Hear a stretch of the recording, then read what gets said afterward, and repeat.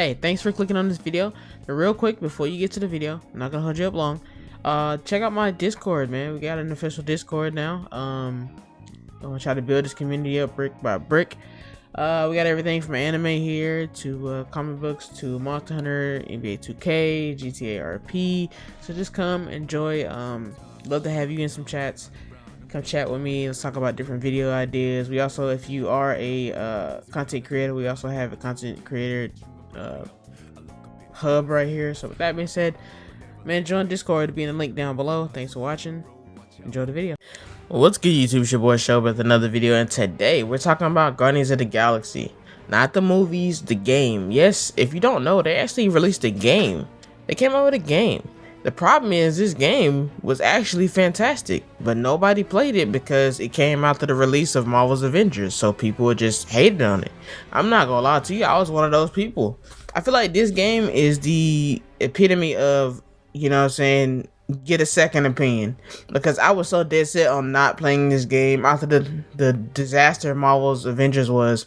I just basically was like, I'm not doing this again. I'm not playing another Marvel game for a while. I just feel like they're money hungry and that's all they want. And then comes this game, and I've always liked the Guardians of the Galaxy, right? So I was always kind of willing to give it a try, but like it was just more of the fact that, like, you know what I'm saying, I just wasn't really sure. Then I watched reviews on it, and everybody talked about how much they actually loved it and how much they thought it was a great game and criminally underrated. And I'm like, okay, of course everybody says it's a big Marvel game, so people are not gonna, you know what I'm saying, talk bad about it. But no, Guardians of the Galaxy game is literally one of the most criminally underrated titles of recent years. Now, granted, it came out with some very tough competition. So a lot of people really overlook this in a sense. But however, if you did play it, you had a really good time. As I had a really good time. To me, I feel like the James Gunn movies really helped with this one, I would say. I feel like this one captures the spirit of his style of movies, and I guess the spirit of the team. Different characters, it isn't like some MCU tie-ins. That way they can actually unleash bigger and better characters, which I think is cool. They're not trying to be like the movies. They have actually crazy powerful characters, and their characters are powerful as they need to be in the story. The one thing I thought was crazy, right? Like, you could only control Star-Lord. I thought that was crazy when I first played it. I was like, that to me sounds like a big mistake. But I was completely wrong. I feel like playing with Star-Lord throughout the whole game, and it was a decent chunk of a game, was actually great. I mean, you had the assist from your other characters, right? But I actually did not mind playing with Star-Lord the whole game. It was that fun. It was more about the storytelling. It's like a masterclass of storytelling. It actually captures the essence of Guardians, like their humor, their, you know what I'm saying, friendship, a lot of the emotional depth behind the surface. Unlike the MCU's fast-paced action, this one gives players time to connect with each Guardian, you know what I'm saying, getting through their backstories and their motivation that feels genuinely earned, genuinely heartfelt, had great dialogue, you know, and crafted with a lot of care. It made any interaction you had with the Guardians memorable, like you really just kept being invested throughout the whole entire game. Now the gameplay, I did mention you can only play with Star-Lord, while you can only control Star-Lord. The gameplay kind of stood out to me. It's a little mix of third person and team strategy type of action. Like you're only controlling him, but you can and will be directly directing the other Guardians in combat. Like using their abilities in a way that feels natural. It makes you feel like you're the lead, you know what I'm saying, this is your team. You actually feel like Star-Lord. Add in some pretty cool puzzles that I didn't really hate, and a fire 80s soundtrack, what the Guardians are known for at this point. You got a game that's so much fun to play. In a sense, it's really an experience. It's not just a game, it makes you feel like you're part of the Guardians team. And I feel like that in itself is very hard to do. Despite all this, the game was overshadowed, right? Like, it came out at a pretty tough time. It came out after Marvel's Avengers, so people was not trying to get the chance whatsoever.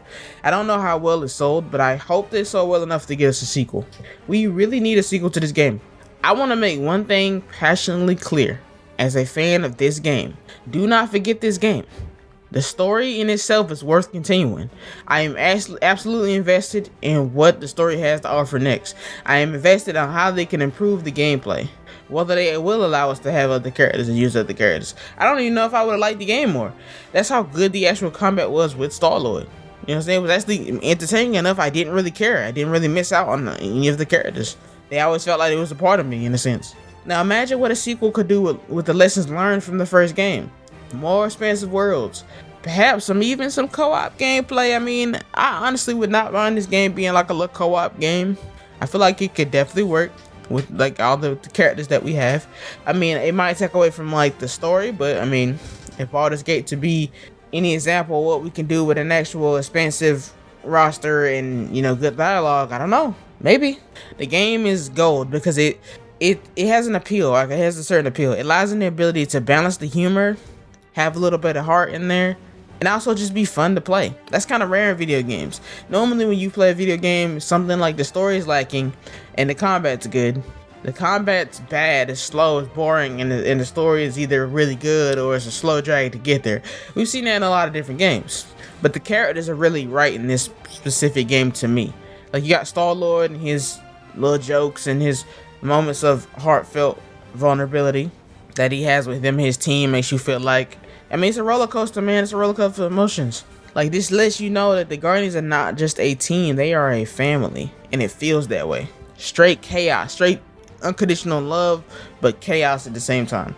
But no, realistically, this game does deserve a lot of credit because the developers really went in on this. You know, like I said, I mentioned the combat and how I enjoy it so much, even though I was really iffy about you only being able to control Star-Lord. You know, the huddle mechanic, which was kind of fun. It's like a team rally in a sense. That in itself gives a little bit of personality to every single fight. But now it's really touches like that make a game really stand out, and it visually looks good.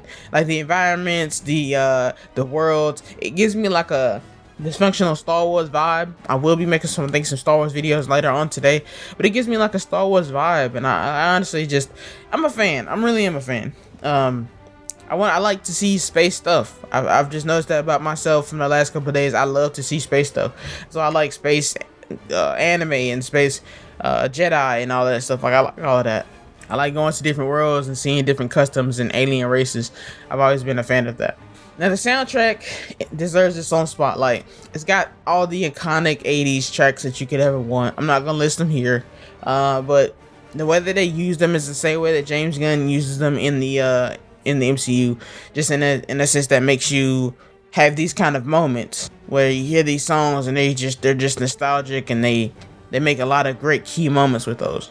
But if I had to say, man, I definitely want this game to get a sequel. In fact, this is probably the Marvel game I'm looking forward to the most. Like, even past Spider-Man. I really like Spider-Man 2. I thought Spider-Man 1 was better than Spider-Man 2. But I really like Spider-Man 2. But if I had to get Spider-Man 3 or versus a Guardians of the Galaxy 2, I probably would choose Guardians of the Galaxy. That's just how good the game was for me. So I couldn't really tell you what's next. It could be any kind of sequel, could do any kind of things. Hopefully we explore like some uncharted territories, introduce some new characters, add some people to the team. The foundation they laid during the first game has the opportunity to create something even more ambitious. I mean, it's the Guardians of the Galaxy, so space is their landscape. So, I mean, with that being said, guys, thanks for watching. What do you think? Does Guardians of the Galaxy deserve another chapter? Let me know in the comments below. And as always, don't forget to like, subscribe, and comment. ShoSaga for more gaming discussions like this one.